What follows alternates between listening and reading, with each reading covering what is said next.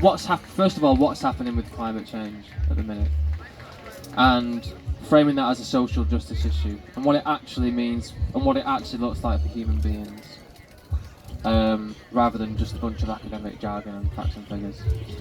And I'm going to tie that in with various other areas of politics, or should I say areas of politics. Climate change is not politics, of course, but so I'm going to tie that into the cost of living crisis, war, and other kinds of oppression, racial oppression and whatnot, and talk about the need for a much deeper, authentic mass culture of unity across these movements. If we're going to build anything like the kind of mass movement that it's going to require to bring around the scale of change that is required at this point in our history. So that's me. I'm going to start with just a bit of a summary of some of the latest climate science, and I'm only going to quote from peer-reviewed papers that have been written by like top world-renowned climate scientists and released in the past 2 years. So these are like, you know, as credible sources as you could possibly find. So the general consensus of the scientific community now is that we only have a 1% chance of staying under the 1.5 degrees increase target that was set at the 2015 Paris Agreement. 1%. Okay? And only a 5% chance of staying under the secondary target, which is 2 degrees. There wasn't a single scientist present at that conference in Paris in 2015 that believed that there was any chance whatsoever that we could stay under 1.5, but to quote, they didn't want to rock the boat. Basically, they were so heavily politically influenced and pressured into lying and going along with the agenda of the meeting, which obviously had nothing to do about people and the benefit of people. I think it's fair to say that it was an exercise in the corporate elite pretending to care about the vast majority, and importantly to note, pretending to care about the people who are being most disproportionately affected by climate change, and that's people in the global south, people of colour, the global majority. So it's important to know that these are global average temperatures. It's not just going to be 1.5 degrees warmer and we all get a high probability of getting a suntan. 70% of the Earth's surface is water, which of course is a lot colder than land. So inland, these temperatures, on average, the human felt temperatures are 2.3 times that of the global average. And the further inland you go, where most people live, we can times that by 3 and 4. So 2 degrees is going to be more like 7 or 8 degrees in the middle of nations and continents. And that's just on an average day, right? That's before heat waves. We're currently on track for 1.5 degrees by around the year 2030. Not by the end of the century, as was pledged in Paris in 2015. And we're on track for 2 degrees by 2050. And a bare minimum increase of 3.5 degrees by the end of the century. And that's before the kind of economic growth that's desired by this economic structure that we have, this economic system that we have. You know, this minimum of 3% increase on GDP per year, this obsession with this economic growth. For example, like the aviation industry, which is, you know, obviously extremely carbon heavy, is aiming to double its profits in the next 15 years.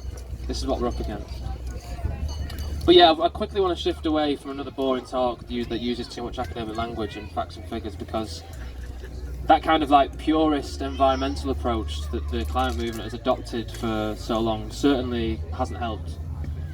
You know, the conversation has to be emotive if we are to touch and to mobilise people enough around climate change. So we have to talk about what this looks like for human beings. So 1.5 degrees above pre-industrial levels, so which is coming in about 7 years. About half of all people in Africa, and that's 700 million people, will force to be on the move because of uninhabitable living environments, climate refugees on a mass scale.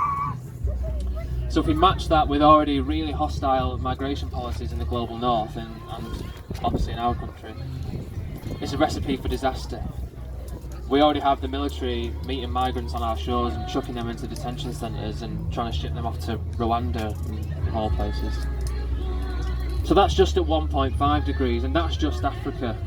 You know, it's also going to be so detrimental to South America, Central America, the United States, North America, Asia, basically, and we're seeing it in Europe now. Like, we're seeing what's happening in the UK even.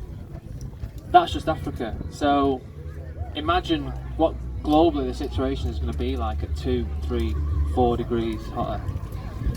I don't need to go into it, you can imagine. So there's a really poignant quote from a guy called Sir David King, and he's the former chief scientific advisor to multiple UK governments. And at a conference in Melbourne in February last year, so about 17 months ago now, he said, what we do in the next 3 to 4 years, I believe, will determine the future of humanity. And when I heard that, it really hit me like a ton of bricks. And it even sounds like sensationalist. It sounds unbelievable, and it even has the kind of potential to drive people to apathy, unfortunately. But I feel like the truth is sacred, and we need to know the truth as the baseline of how we start to understand things, and then we can only start to significantly change things, of course, with a thorough understanding. We can't be in denial, because then it'll creep up on us and it'll steamroll us. So let's talk about what's happening right now, okay? Because this is not just some distant thing. So Madagascar, a country with a population of approximately 17 million and a landmass that's greater than that of the UK, has not had its usual monsoon season for about 4 years. So yeah, we all know how areas of tropical climate are really dependent on their monsoon seasons. And as you can imagine, the consequences are really severe. Families are resorting to eating mud and leather. Just imagine putting yourself in that situation. You're a mother and you're feeding your child mud and leather. And it's been going on for 4 years. And it's affecting the majority of that population of 17 million people. Temperatures in India and Pakistan recently hit highs in the mid-50s and stayed there for a good while, with most temperatures exceeding 40. Even coastal temperatures were exceeding 40.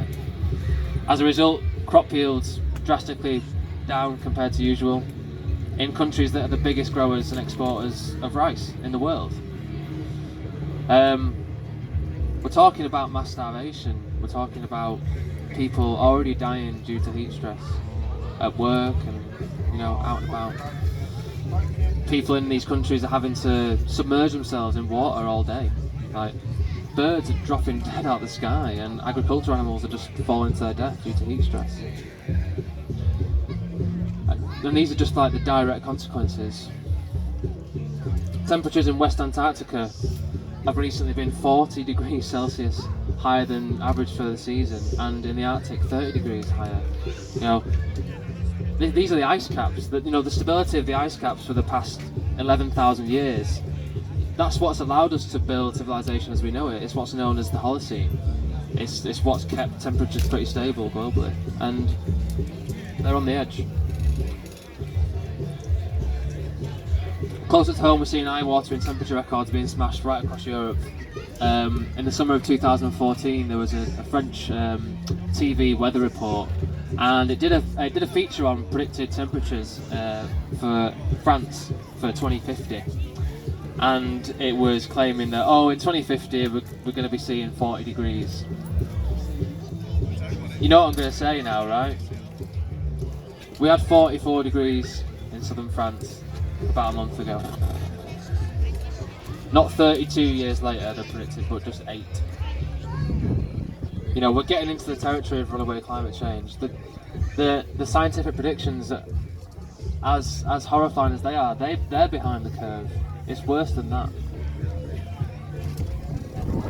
So, again, what are the real consequences of this? Vineyards are being wiped out across France. Outdoor events are being banned across France. It's insane. Like, festivals being cancelled, social events being cancelled, community being destroyed. Wildfires in Spain wiped out 22,000 acres of land in just one day on the 17th of June. More than 1,000 people died in Portugal due to heat stress and wildfires in just a few days about a month ago, at the same time that we were experiencing 40-degree heat wave in this country. And I'm sure, you know, we all saw what happened in this country about a month ago. People just can't operate in this heat. People definitely can't work in this heat, and undertake laborious tasks in this heat. And the vast majority of our infrastructure is just simply not built to cope. And that was just one day of 40 degrees.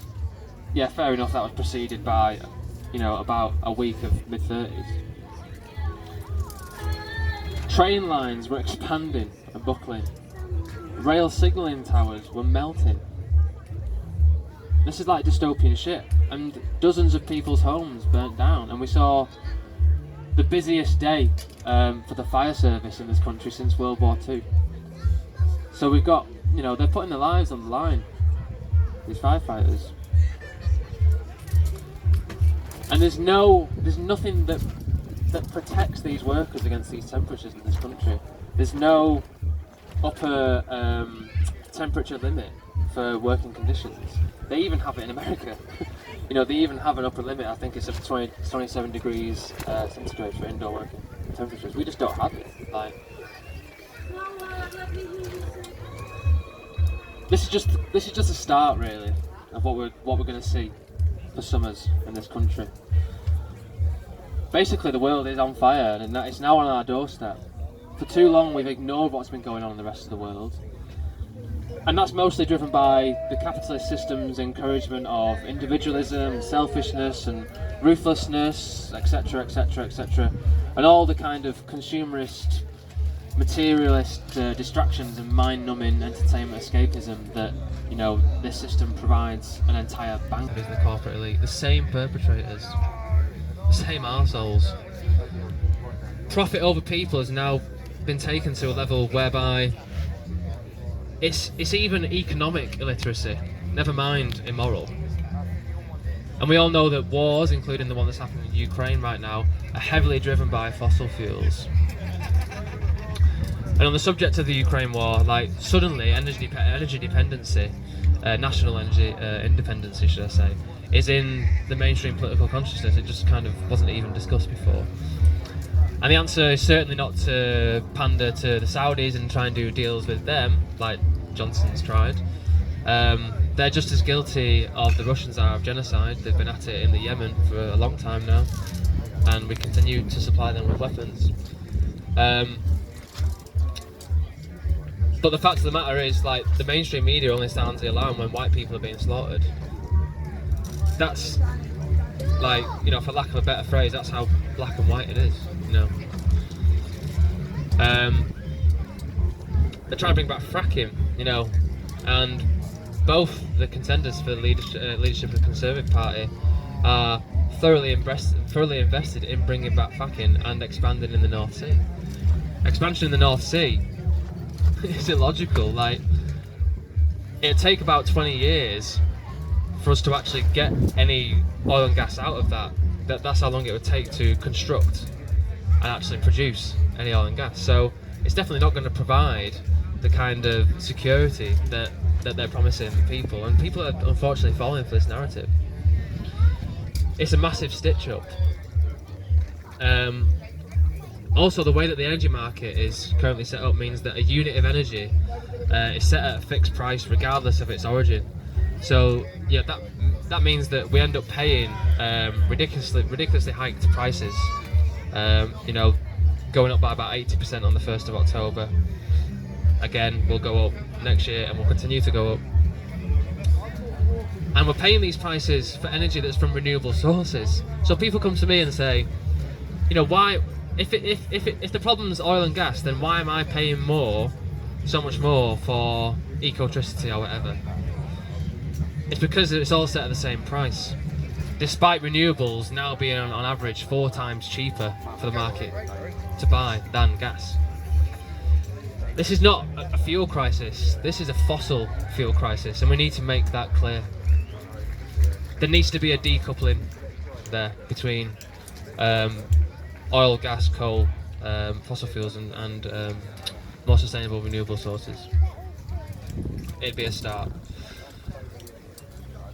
So, in contrast to the UK government's so-called energy security programme, we need to talk about solutions, right? Because I think often, most people think practically, and we don't talk enough about solutions, and therefore we don't provide enough of a vision for a different kind of future. So, a practical long-term solution that gives us a chance of a livable future consists of some of the following, but obviously a lot more. We need a rapid transition to much cheaper renewable energy sources. This is stuff that nature provides on tap. I can't see any reason why, especially as an island, we're not harnessing the power of tidal energy. Like, it's consistent. The primary reason why there's not been a tidal rollout is because it actually threatens fossil fuels like wind is unable to keep up with. We need much lesser energy consumption. It can't just be kind of like replace one thing with another and just consume as much, because then it's the same kind of system and it's unsustainable and it will still inevitably drive us to self-destruction. So one way that we can achieve this is through a government-funded mass insulation retrofitting programme. We need public ownership of things. We need public ownership of what should be basic human rights, especially in the 6th richest country in the world. So, public ownership of the energy companies and a sensible cap on energy bills. This is even happening in France, like in a centre-right government with Macron as president. They've recently nationalised EDF, and the price cap on energy bills is 4%. Ours is going up by 65%, and it already went up by 54% in April. We need cheap and preferably free, and again preferably nationalised public transport, because we need a proper appealing alternative to car and air travel. It's not appealing in this country at the moment because it's too bloody expensive. Like, it costs me £6 just for like a 20-minute train from Manchester to where Mum lives in Wigan. In contrast, in Germany, they've recently slashed train ticket prices by 90% across the board, and they've introduced a 90-day national pass, which costs just €9, 10 cents a day, to go wherever you want in the country. And again, this is not like a socialist government; it's a centrist government.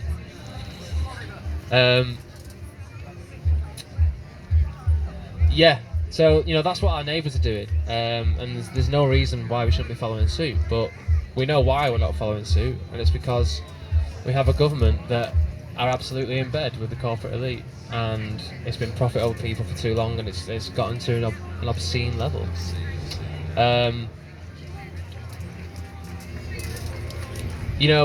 Instead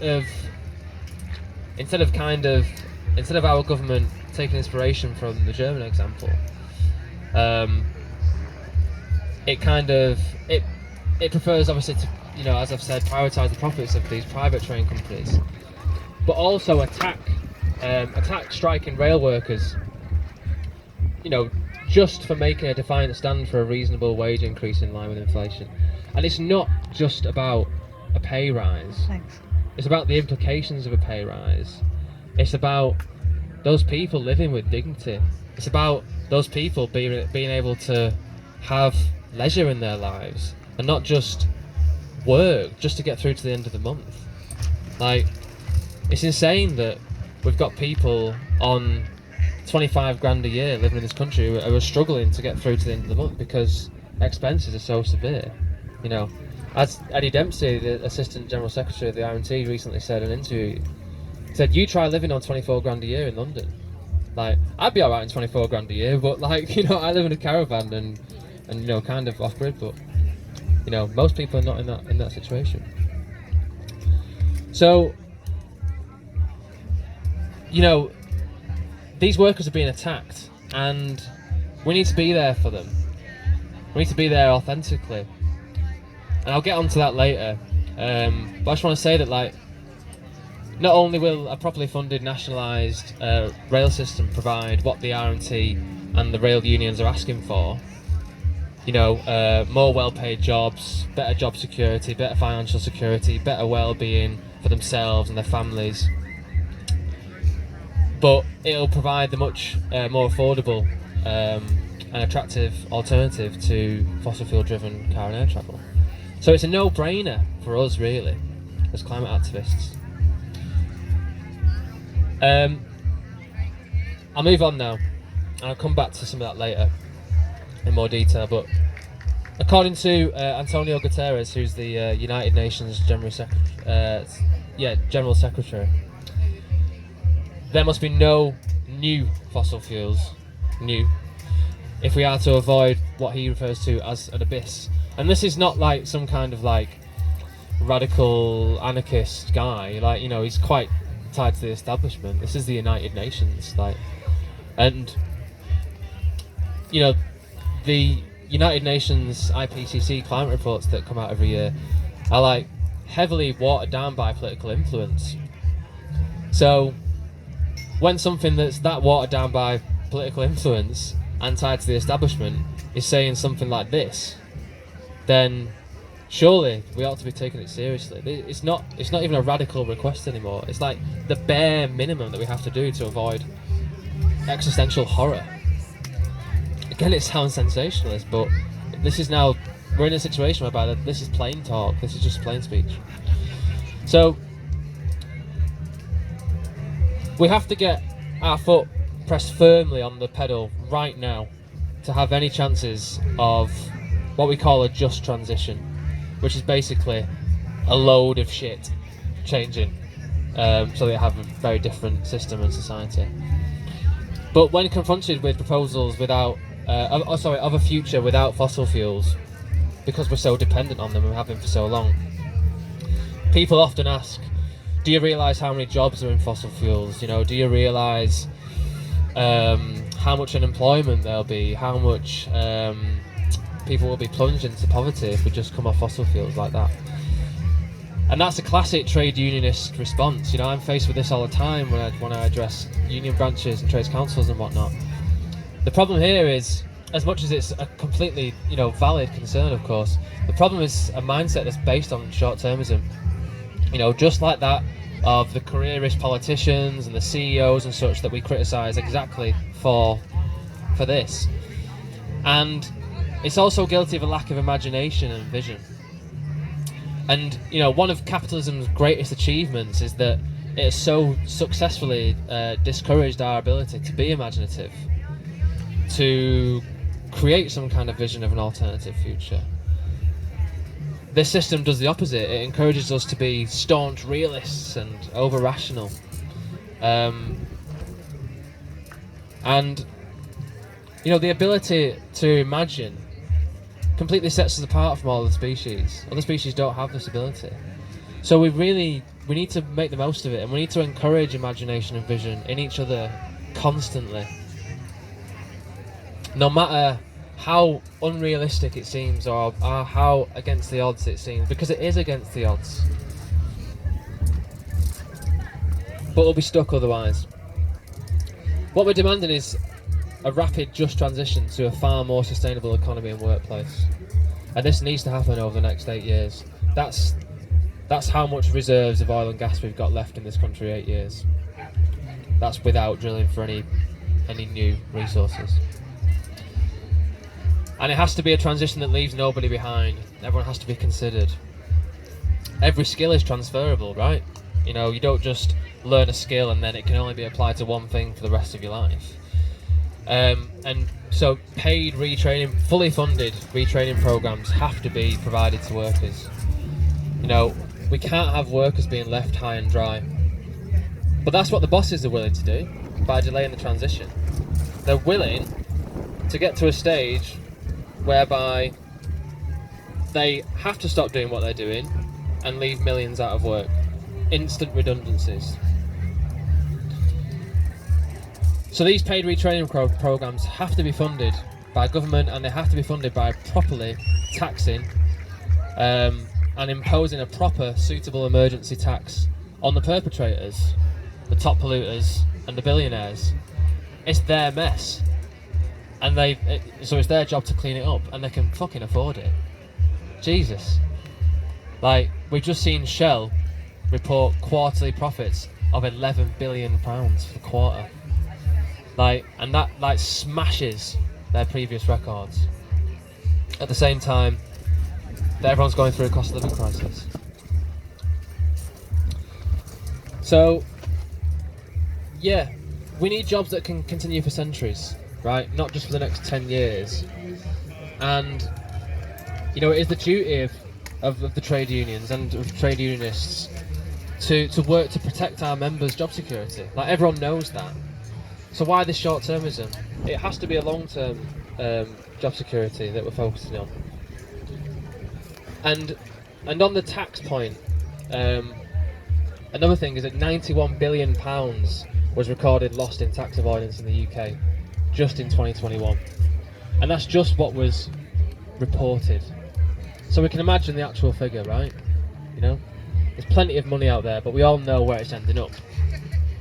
Cayman Islands and such. And talk about greater job satisfaction, you know, something really positive that contributes towards a much more positive vision and a much more positive, fairer, equal, sustainable society. This is not a question of just simply loads of jobs being axed. It's about the same amount of jobs being created simultaneously and a smooth transition between the two. But again, we need to act rapidly, and we need to get our foot firmly on the pedal right now, because the longer we delay, the more we actually risk enormous job losses, and the more of a financial cost the transition will incur. You know, so this is even backwardsly in the benefit of the corporates, because of course broken things cost a lot more to fix the more they're broken. So we should, as climate activists, we should absolutely be doing all we can to collaborate with trade unionists. You know, workers know their industries far better than any climate activist does. And, you know, this collective expertise of our industries has to play a central role in navigating this transition. We have to understand what the inner workings of an industry are, what the solutions are, and put them into practice and make sure that they're fully funded with the money that we know is there. You know, there's a really fantastic resource for this, and it was released by a group called Campaign Against Climate Change, and it's called 1 Million Climate Jobs, Building a Workforce for the Climate Emergency. And they've really done their homework. It's a fantastic resource, and unfortunately, like, the more kind of direct action climate movement hasn't given it the kind of attention that it really deserves. It hasn't given a just transition the kind of attention that it deserves, full stop. It hasn't given the role of workers and the working class in climate mitigation the kind of attention that it deserves at all. And I'll get into that a bit more later. But so yeah, check out the Campaign Against Climate Change handbook. It's really handy, and I always say this ought to be like the Bible for, you know, green labour relations and building a much broader mass movement, you know, that we of course so desperately need right now. So yeah, check that out. You can get it free as a PDF online. And the cost of living crisis isn't just going to go away and disappear and it'll be hunky-dory again with, you know, short-term financial intervention from governments. As crops continue to dramatically fail globally and resources become more and more scarce globally, of course they become more expensive. And nations are already banning certain exports. You know, India recently banned exports of wheat, for example, you know. And this is just going to continue as a trend. And as I've already mentioned, wars are extremely fossil fuel driven and heavy on material consumption, and they're always battles for resources, covered up with this kind of mask around ideological and more principle based matters. They always have been. Look at colonialism. Look at Iraq. So yeah, it's always been about stealing resources for their potential to generate financial wealth. So how is that going to accelerate? How is the level of armed conflict globally going to accelerate with runaway climate change? It's a horrifying picture, really. So we really need to be asking ourselves if we're willing to put up with it or not. If we're willing to kind of stand by and let all this happen, and not do what we can to secure some kind of livable future for ourselves and for future generations, for our children and whatnot. Are we gonna take on the fight? It's unfortunate because it should never have to be our responsibility, and none of us really, I don't think any of us really want to be activists. Maybe I can only speak for myself on that, really. I don't. I feel like I'd rather be just kind of a kind of carefree hippie, just going around the world in my camper van and not giving a shit, but kind of just feel obliged knowing what I know. Sometimes, well, quite often, I wish that I didn't know what I know. It should never have to be our responsibility, but our so-called leaders have failed us time and time again, and they're certainly not coming to save us anytime soon. They're steering us in the complete opposite direction, and neither is any kind of entrepreneur with their completely unproven technologies or any other solution that they've got that prioritises eternal economic growth over the good of people. So we find ourselves with a responsibility that we should never have had, unfortunately. And it only takes a brief view at the history of social and political change to realise that we have to be forceful to bring around the kind of real meaningful change that we need now, especially on this kind of scale, and that we can't afford to focus on being popular. I don't need to sit here and document those examples to you guys. You all know your shit. I'm going to divert a bit away now from the kind of tactics that the direct action climate movement has employed, especially in recent years. I'm going to talk more about what's happening in the trade union movement, which I've alluded to a little bit, and how we can cross-pollinate, cross-fertilise, whatever you want to call it, across climate and labour movements to create something that is much deeper and much broader, more diverse, and ultimately stronger, and how we can do a much better job of mobilising the working class people around climate issues. So yeah, it's been really totally inspiring to see the trade union movement go from strength to strength in recent months. Of course, mainly inspired by the rail strikes and the extremely effective, straight-talking communication of that struggle by their leaders, Mick Lynch and Eddie Dempsey in particular. Millions of ordinary people in the UK and many more millions globally. So for example, there's in the US they're experiencing a similar uprising in union action, and even wildcat strikes, illegal strikes. Millions of people are now realising and experiencing firsthand the power of organised civil resistance, and this is really inspiring. I was on a picket line at Manchester Piccadilly Station recently, and I got chatting to one of the workers that was on strike. He told us all about his job, all the risks and challenges of being a train conductor regarding public safety, and it's really important the kind of services that these people provide to us. They keep us safe. It's not just about a pay rise, it's about the good of society. They're fighting at the minute against proposed 50% cuts to maintenance work. Look at what happened with the Paddington train crash. It wasn't that long ago, but maybe about 10 years ago or whatnot. Like, it's insanity. They want to bring in driver-only operations, which means that the only member of staff on the train is the driver. Like, how do disabled people get on those trains if the only member of staff is the driver?